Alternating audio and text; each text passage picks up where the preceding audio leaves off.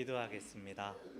하나님 말씀의 영으로 이 시간 임하셔서 저희들을 주장하여 주시옵소서. 주께서 우리로 깨닫게 하시기 원하시는 바를 알게 하시고 하나님의 부르심 가운데 아멘으로 화답하며 응답하는 저희 모두가 되게 하여 주시옵소서.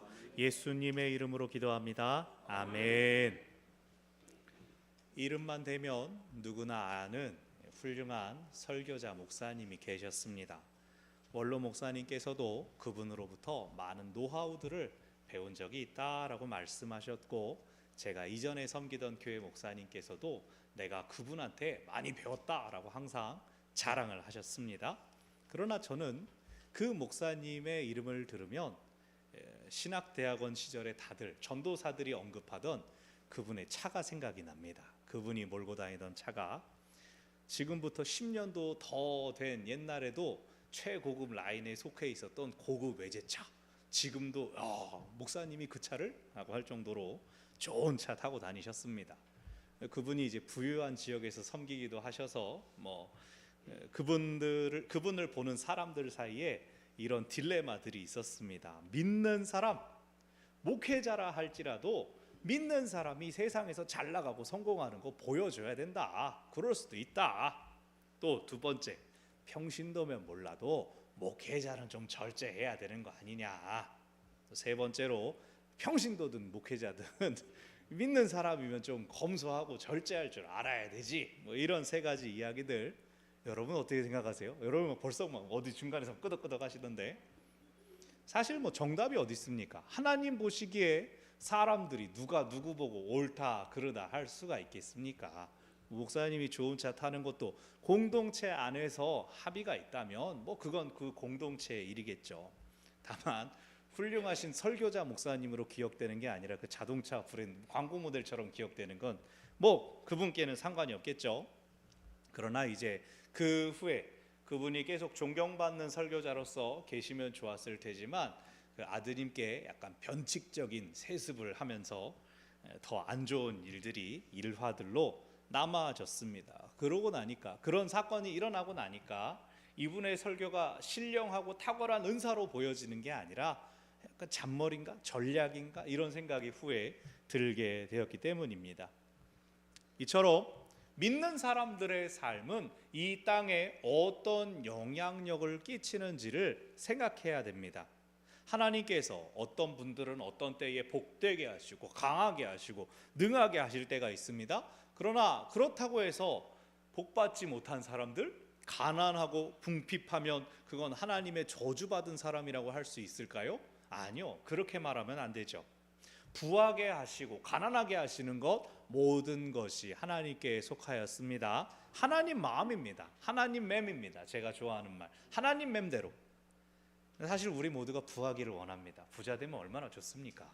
그런데 이 땅에서의 부의 원리가 어떻습니까? 세상의 부의 원리가 어떻습니까? 화수분처럼, 마르지 않는 샘처럼 어디선가 돈이 퐁퐁퐁퐁 솟아나옵니까? 모두가 부자가 될 수 있습니까? 그렇지 않습니다. 세상의 경제의 원리는 돈을 버는 사람이 있으면 누군가가 돈을 잃기 때문에 가능한 것입니다. 누군가 손해를 볼 때 누군가가 손해를 봐야 다른 사람이 부유해집니다. 이게 비정한 세상의 자본주의 질서 원칙입니다. 우리가 주일마다 또 매일 새벽마다 살펴본 이 솔로몬, 참 매력적인 인물입니다. 우리 자녀들이 솔로몬처럼 그렇게 하나님 앞에 하나님 기뻐하시는 제사 예배 드리기를, 솔로몬처럼 지혜롭기를, 솔로몬처럼 부와 기가 풍성하기를 우리가 기도합니다. 오늘 본문 그 솔로몬의 부의 정점이 어떠했는지를 보여줍니다. 이 정도 되면 하나님께 복 받았다고 누구든지 말할 수 있을 것입니다. 그러나 열왕기의 기자는 이 솔로몬이 큰 복을 받았다라는 그 이야기 이면에 부요함 가운데 정말 중요한 것을 놓치고 있는 솔로몬을 고발합니다. 열왕기상 9장까지 성전을 중심으로 한, 성전 건축을 중심으로 한 솔로몬의 업적들이 열거됐습니다. 그리고 10장에서 위대한 왕, 사람들 중에 가장 뛰어난 왕으로서의 솔로몬의 면모가 나타나고 있습니다. 이미 솔로몬이 성전을 건축할 때 하나님의 큰 도우심을 경험했습니다. 아버지 다윗 때로부터 좋은 관계를 맺어왔던 두로 왕 히람이 그를 도와주고 그와 좋은 관계 가운데 건축 자재를 보내주고 일할 사람을 보내주고 금을 보내주고 또 함께 무역의 동역자가 되었습니다. 히람을 비롯해서 주변 나라들도 강성해진 이스라엘과 우호 관계를 맺기 위하여 힘썼습니다. 공물을 보내오고 선물을 보내왔습니다. 그 결과 오늘 본문 14절은 매년 솔로몬에게 들어오는 금의 1년마다 매년 들어오는 금의 총수가 666달란트였다고 합니다. 우리가 또 말씀을 읽으면서 666이라니 뭐 이렇게 들은 생각이 있을 수 있지만 그것과 꼭 요한계시록의 그 숫자를 연결할 필요는 없습니다. 그냥 숫자 자체는 고대인들이 흔히 그러듯 과장된 수였을 것입니다. 중요한 것은 그 다음에 그렇게 넘치는 금으로 솔로몬이 무엇을 했느냐는 것입니다. 16절 17절을 보니까 금으로 방패를 만들었습니다. 몸통을 가릴 수 있는 큰 방패 200개, 손으로 들고 자신의 몸을 이렇게 가리는 작은 방패가 300개입니다. 큰 방패는 600세겔, 약 7kg 정도 되는 금이 사용되었고, 작은 방패는 3만에 약 1.7kg입니다. 그냥 여성용 아령, 남성용 아령 이 정도 생각하면 되는 그 무게들로 방패를 만들었답니다. 근데 방패가 뭐 하는 겁니까? 외부에서 오는 공격에 대해 자기 몸을 지키기 위한 도구입니다. 여러분, 우리가 금을 많이 가지고 있진 않지만 많이 알고 있지 않습니까? 쭉쭉 잘 늘어나고 진짜인지 아닌지 확인해보는 전통적인 방법 뭡니까? 사람 턱으로 악 씹어봐가지고 잘 들어가면 이제 진짜 금이구나. 금은 단단한 금속이 아닙니다. 물렁물렁합니다. 전투가 벌어진다면 같은 무게의 나무 방패가 훨씬 더 도움이 됩니다. 즉 금으로 방패를 만들었다. 속된 말로 돈 그겁니다. 돈. 저 말하는 거 어떻게 아시죠? 그냥 남는 돈으로 방패 만들어서 장식하거나 혹은 의전, 행사가 있을 때만 사용한 겁니다. 그래서 그것은 이 방패는 전술 기지 본부의 요새에 보관된 것이 아니라 왕궁에 보관되어 있었다라고 하죠. 그리고 18절을 보면 상아로 보좌를 만들었다 합니다. 상아, 코끼리한테 나오는 그거 아닙니까? 그걸로만 만들었어도 대단한데 그냥 놔두지 않고 또 금을 둘러놓고 입혔답니다. 엄청나지 않았을까요? 아니, 금을 덮으려면 뭐하러 또 상아로 만듭니까? 성전에서 제단이나 기구들도 조각목으로 만들어 놓고 그 위에 금을 씌웠습니다. 백향목으로 만들고 금을 입혀놨습니다. 그런데 상아로 만들어 놓고 그 위에다가 금을 또 발라놨습니다. 왜요? 금이 남아서 돈 그거 한 겁니다. 21절 마시는 그릇, 컵, 또 사용하는 모든 그릇 다 금으로 만들었답니다. 아예 그 시절에는 은은 흔하게 여겨졌더라라고 합니다. 왜요? 금을 아무리 써도 계속 매년 금이 들어오니까요. 그리고 23절부터 솔로몬의 지혜가 칭송됩니다. 사람들이 솔로몬의 지혜의 소문을 듣고 그 솔로몬에게 말 한마디 듣고 싶어서 예물들을 가지고 나왔습니다. 그 예물들 중에 25절을 보면 은그릇, 금그릇, 의복, 갑옷과 향품과 말과 노세라, 이 갑옷과 말이 등장하면서 자연스럽게 26절부터 솔로몬의 수집품이 나옵니다. 병거와 마병들이었습니다. 마병, 말 타는 병사가 있으려면 사람이야 차고 넘치니까 말을 수입해 왔겠죠. 병거들을 모아놓는 병거성이 따로 있었습니다. 그리고 예루살렘에도 일부가 보관되었습니다. 병거성이란 주로 큰 길가에 있어서 외부로부터 침입이 가능한 전략적인 요충지, 하솔, 무기또, 게셀 같은 성읍들의 병거성이 있었지만 예루살렘은 해발 600~700m의 고지대입니다. 병거들이 마음껏 달릴 수 있는 환경이 아닙니다. 그럼에도 28절 29절에서 솔로몬은 당시에 최고로 알아주던 애굽산 병거와 말들을 수입했다라고 나옵니다. 또 그것을 가지고 있다가 북쪽의 헷, 동쪽의 아람 왕들에게 되팔기도 했다고 합니다. 오늘날 식으로는 나한테 너무 많으니까 당근해야지라고 되판 겁니다. 그렇게 중개무역을 했다, 좋은 말로는 중개무역을 했다 하지만 그냥 되팔기입니다. 되팔기. 너무 많네, 바꾸자. 여러분 오늘 본문을 쭉 살펴보실 때 어떻습니까? 아이고 뭐 밥 안 먹어도 배부르지. 솔로몬은 정말 좋았겠다. 행복했겠다. 하루만 솔로몬 같았으면. 여러분 그런 생각 드십니까? 나는 틀렸으니 우리 자녀들은 솔로몬이라도. 이런 생각이 드십니까? 여러분 솔로몬 지혜 누가 주셨습니까? 하나님께서 주셨고 왜 주셨습니까? 솔로몬이 내가 백성들을 잘 다스리기 위해 듣는 마음이 필요합니다. 이 백성들을 위해 필요한 것을 나에게 주십시오. 그렇게 구했습니다. 그런데 오늘 본문 가운데 솔로몬의 지혜 어디다 쓰이고 있습니까? 세상에서 사람들이 하나님한테 지혜를 받았다면서? 라고 하는 사람들이 솔로몬에게 나와 지혜를 구할 때 그들에게 말을 들려주고 또 그들로부터 예물을 받습니다. 사람들이 솔로몬에게 선물을 가져와서 솔로몬은 내게 주신 선물 이러고 받아들입니다. 솔로몬 왕이 뭘 모았다고요? 병거와 말들을 모았습니다. 마치 오늘날 어떤 부유한 사람들이 이따만한 우리 교회만한 창고 지어놓고 잘 안 타는 고급 스포츠카 쫙 깔아놓은 것 같은 그러한 모습입니다. 그걸 애굽에서 사왔다 그랬죠. 근데 이 모든 것들이 율법에서 금지하는 것들이었습니다. 신명기 17장을 보면 왕들을 위한 율법 조항들이 있습니다.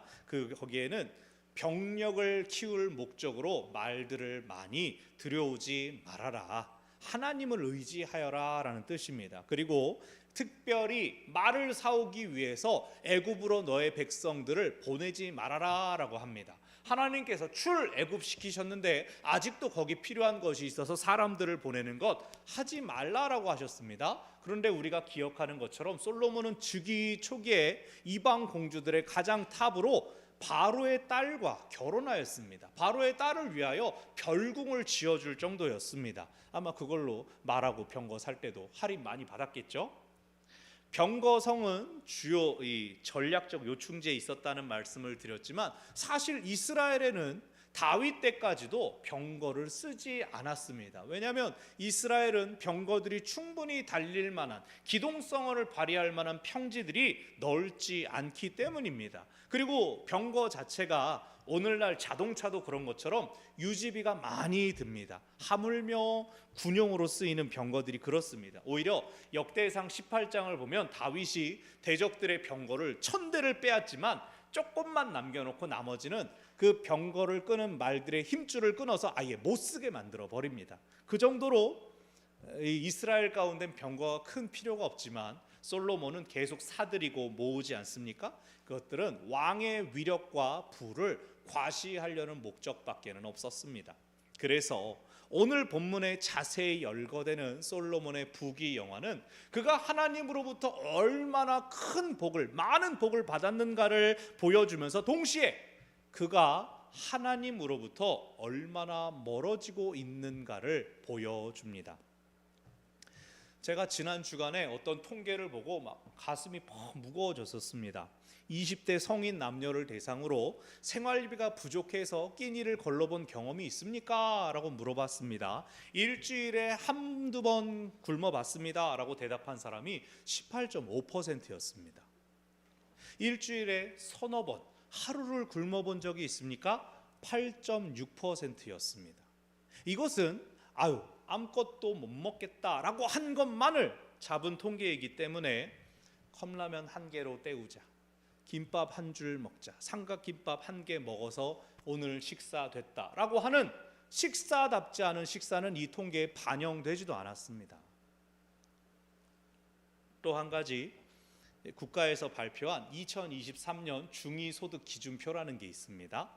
1인 가구의 기준 중위소득, 이보다 이제 부족하면은 이제 어려운 가정이고 많으면 이제 중상위권 이렇게 되는 건데 그 1인 가구가 207만 7,892원입니다.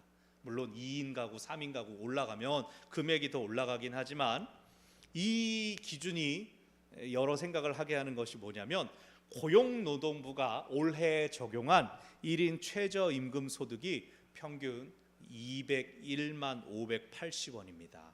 무슨 뜻입니까? 기준 중위소득이라고 하면 이 최저임금으로부터 이만큼 거리가 있어야 되는데 요 사이가 6, 7만 원 정도밖에 차이가 나지 않는다는 겁니다. 그러니까 많은 사람들이 최저임금도 받지 못하거나 혹은 소득이 없는 상태라는 것을 보여줍니다. 그러니 결혼한 가정들 혹은 자녀가 있어도 다들 맞벌이해야 겨우 근근히 버텨가고, 대학생들은 다 알바하고, 또 청년들 직장이 있어도 또 투잡하고 쓰리잡하는 거죠. 모두가 돈 때문에 참 사는 게 힘듭니다. 우리도 많은 부분 물질 때문에 기도하고 부르짖습니다. 여러분 어떻습니까? 요즘 최근 몇 년간 우리나라 소위 국격이 많이 올라가지 않았습니까? 문화적으로 막 K-팝 한국어 다들 배우려고 그러고 드라마와 영화가 아주 수출 잘 됩니다. 제가 어저께 이제 명절이고 휴일이고 하니까 아이들과 함께 이렇게 미국산, 헐리우드산 애니메이션을 보는데 거기에서 방사능을 맞은 거북이들이 막 K-팝 그러면서 BTS 막 음악이 전화벨이 울리고 저희 꼬맹이들이 흥얼 신기해하면서 막 따라 부르는 걸 제가 봤습니다. 어허, 대단하구나. K-팝이 이 정도가 됐구나. 하다못해 우리나라 김밥도 미국에서 인기 있는 냉동식품으로 잘 팔린다더라라는 뉴스도 봤습니다. 반도체 기술 이미 일본을 진작에 추월했고 자동차도 한참 미국에서 선전하지 않았습니까? G7이 아닌데 G7 정상회담에 초청받고, 그렇게 무엇보다 코로나19로 인한 인적 경제적 피해를 최소화했던 사례로 WHO에 기록이 남아 있습니다. 그런 훌륭한 나라에서 왜 여전히 우리는 7, 80년대 경제 성장기에 부르짖던 그 기도 그대로 하나님께 하고 있습니까? 여전히 우리가 풍요로워진 이 상태에서도 왜 우리의 간구가 더 큰 돈을 벌게 해주십시오가 아니라 우리가 너무나 살기가 힘듭니다. 우리를 불쌍히 여겨주십시오. 왜 우리가 여전히 그렇게밖에 기도 못합니까? 나라는 풍요로워졌다고 하는데 왜 청년들이 끼니를 걸러가면서 그렇게까지 일해야 됩니까? 하나님께서 부요하게 하신 뜻을 사람들이 모르기 때문입니다. 믿는 사람이나 믿지 않는 사람이나 마찬가지입니다. 하나님께서 왜 부요하게 하시는가, 왜 강하게 하시는가를 알지 못했기 때문입니다. 더 정확하게는 누가 우리를 부요하게 하시며 누가 우리를 강하게 하시는가를 잘 모른다는 겁니다. 코로나 때문에 경제적으로 위축되자 가장 많이 줄어든 지출이 뭐라고 했는지 기억나십니까? 첫 번째 취미, 두 번째가 종교였습니다. 놀 거 안 놀고 믿을 것도 안 믿었다는 겁니다. 이 기간 동안 내가 돈이 많아져야 놀고 싶은 거 놀고 돈이 많아져야 교회 헌금도 한다. 헌금 안 드리면 예배도 안 드린다. 그래 버린 겁니다. 하지만 오해가 없으시길 바랍니다. 우리 교회는 지난 시간 어려운 시간들 성실함으로 잘 지켜나가신 것을 제가 잘 알고 있고 이 시간에 저는 일반론을 말씀드리는 것입니다. 여러분, 솔로몬이 부요하게 된 것 하나님께서 그에게 약속하신 바입니다. 약속을 이루어 주셨습니다. 그러나 솔로몬이 부요하게 되자 무슨 일이 있었습니까? 그가 하나님을 잊어버렸습니다. 자신이 그 영광을 취하여 갑니다. 솔로몬의 부가 여전히 그에게 복입니까? 하나님께서 다윗과 솔로몬을 통해 이스라엘을 부하게 하시고 강하게 하신 것은 그들이 온 세상 가운데 이스라엘 주변의 모든 나라 가운데 하나님의 영광을 드러내게끔 하신 것이었습니다.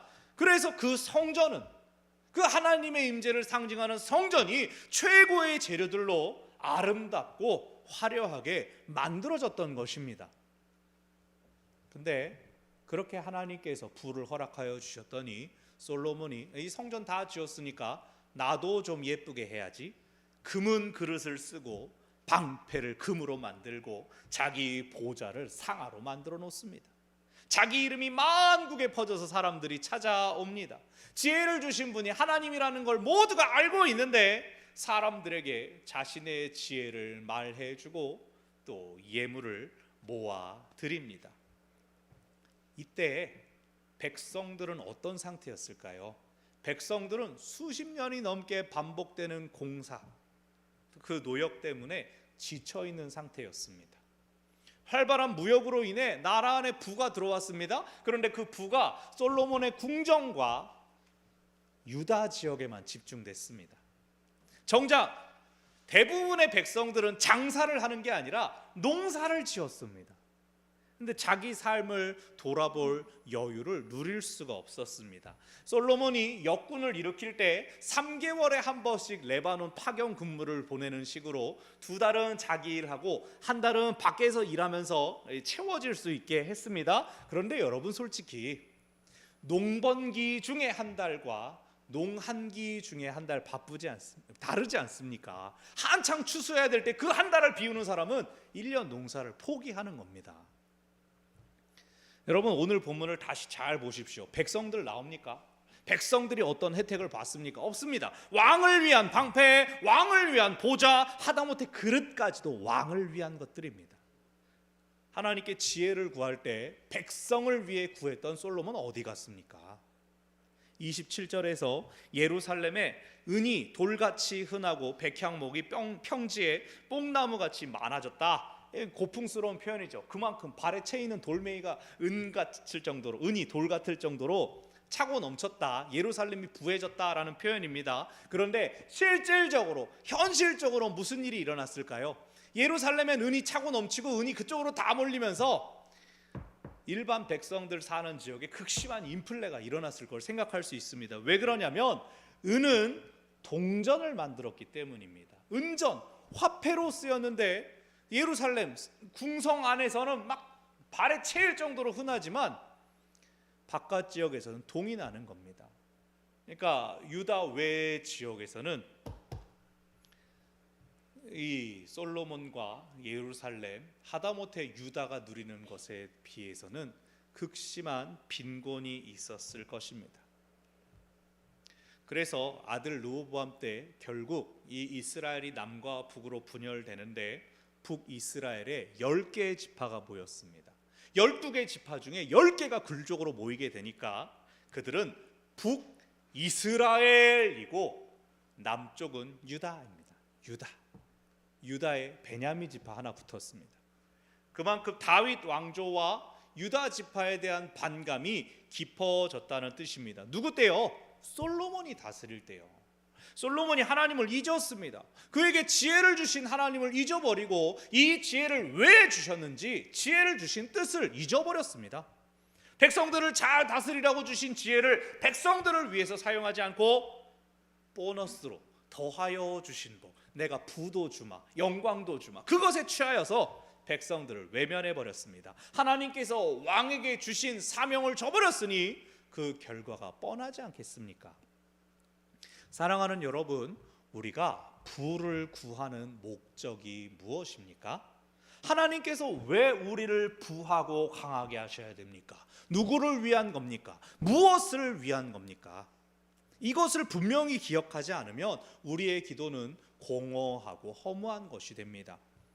모든 부와 능력이 하나님으로부터 나옵니다. 아멘. 이것은 분명한 사실입니다. 그러니 우리는 하나님의 뜻과 하나님의 목적에 집중해야 됩니다. 부와 능력은 우리가 하나님의 일을 위한 필수 조건이 아니라 옵션입니다. 옵션.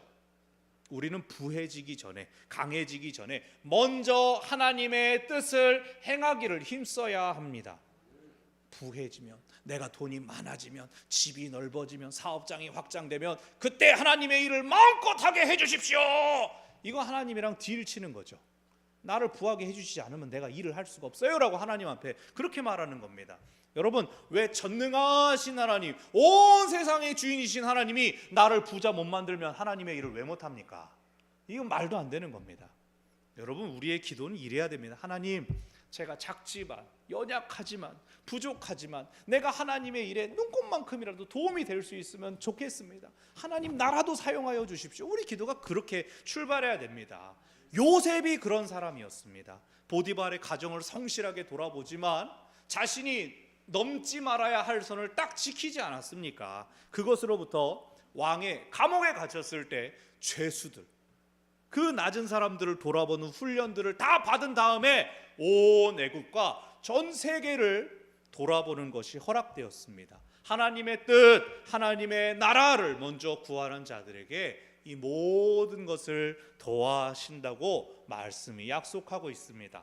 사랑하는 여러분, 이 추석 명절 가운데 자녀들, 어린 자녀들 얼마나 귀엽고 예쁜 것도 보시고 사랑하는 가족들 함께 보이지 않았습니까? 자녀들에게 올바른 기도를 가르치시기를 바랍니다. 내가 원하는 목적을 얻기 위한 기도, 좋은 학교에 가는 것, 좋은 직장에 가는 것, 좋은 사람 만나고 태열매를 얻는 그 모든 것들 그래 주십시오라고만 기도하는 것, 그건 하나님을 수단으로 여기는 겁니다. 하나님은 업신여김을 받지 않으신다 했습니다.